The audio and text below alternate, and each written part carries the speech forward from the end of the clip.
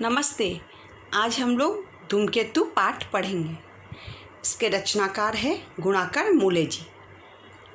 धूमकेतु एक निबंध है। अब हम लोग थोड़ा सा गुणाकर मूले जी के बारे में जानेंगे। गुणाकर मूले जी का जन्म अमरावती ज़िले के सिंधु बुजुर्ग नगर में 3 जनवरी 1935 ईस्वी में हुआ था। गुणाकर जी मराठी भाषी होने के बावजूद 50 वर्षों से अधिक समय तक हिंदी में लेखन कार्य से जुड़े रहे। इनके वैज्ञानिक निबंध छात्रों को विज्ञान की तरफ भी आकर्षित करते हैं। डॉक्टर गुणाकर मूले गणित के विशेष ज्ञाता हैं। डॉक्टर मूले ने विज्ञान के जटिल विषयों को अपने लेखन का विषय बनाया। इन्होंने अपने विषय को रोचक ढंग से पाठकों के सामने प्रस्तुत किया है। इस निबंध में उन्होंने धूमकेतु और उसकी रचना प्रक्रिया का वैज्ञानिक विश्लेषण किया है। धूमकेतु क्या है? धूमकेतु को हम पुच्छल तारा भी कहते हैं। धूमकेतु 2 शब्दों से मिलकर बना है, धूम और केतु। धूम का अर्थ है धुआं और केतु का अर्थ है झंडा। आकाश में जो दृश्य धुएं के झंडे जैसा दिखाई देता है उसे धूमकेतु कहते हैं। इसके पूंछ के लिए इसे पुच्छल तारा भी कहते हैं। पाश्चात्य ज्योतिष में धूमकेतु को कॉमेट कहा गया है। यूनानी भाषा में कोमेट शब्द से तैयार हुआ, जिसका अर्थ होता है लंबे बालों वाला। कोमेट का अर्थ होता है लंबे बालों वाला। पहले लोग धूमकेतुओं से बहुत डरते थे। उसको खतरे का सूचक समझा जाता था।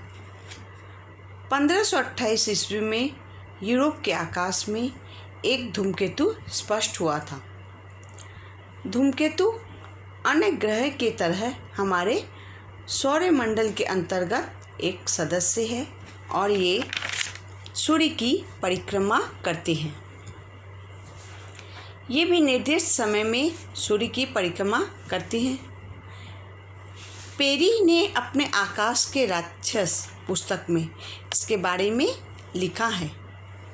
वे कहते हैं कि धूमकेतु इतना भयंकर था कि लोग डर के मारे कई लोग तो मर ही गए और कई लोग बीमारियों से आक्रांत हो गए।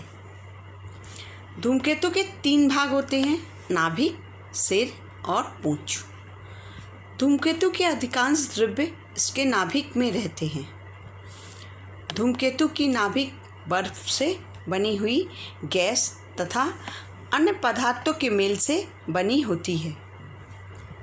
धूमकेतु जब सूर्य के निकट पहुंचता है तब सूर्य के ताप से गर्म हो जाता है। इसकी बर्फीली गैसें तथा धूली कण बाहर निकलते हैं।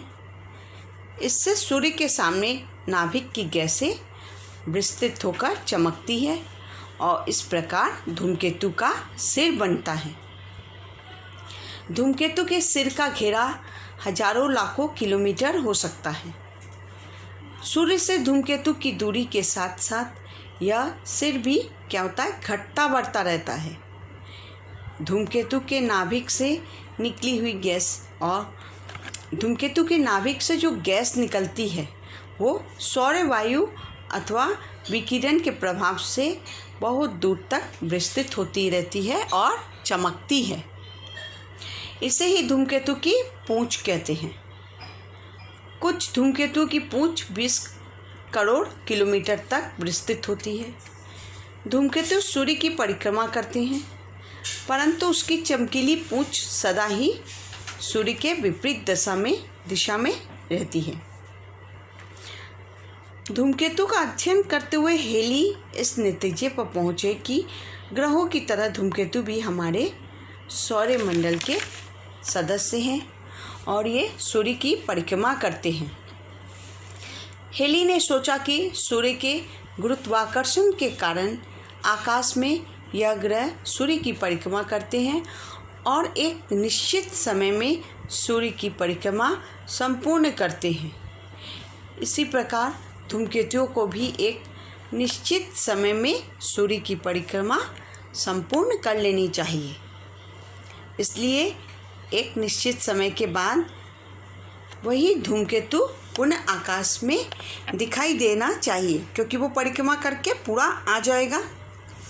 हेली जिस धूमकेतु की चर्चा कर रहे थे वह 1531 ईस्वी, 1607 ईस्वी और 1682 ईस्वी में स्पष्ट हुआ था। इसमें 76 साल और 75 साल का अंतर है। इसको देखते हुए हेली इस नतीजे पर पहुँचे कि वास्तव में एक ही धूमकेतु है और 76 साल बाद 1758 ईस्वी में वह धूमकेतु स्पष्ट होगा और सचमुच 1758 ईस्वी में वह धूमकेतु स्पष्ट हुआ।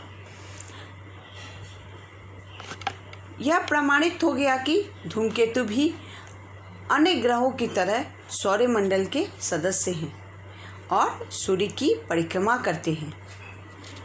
वह एक निश्चित समय में सूर्य की परिक्रमा संपूर्ण करते हैं, इसलिए एक निश्चित समय के बाद वह फिर आकाश में दिखाई देता है।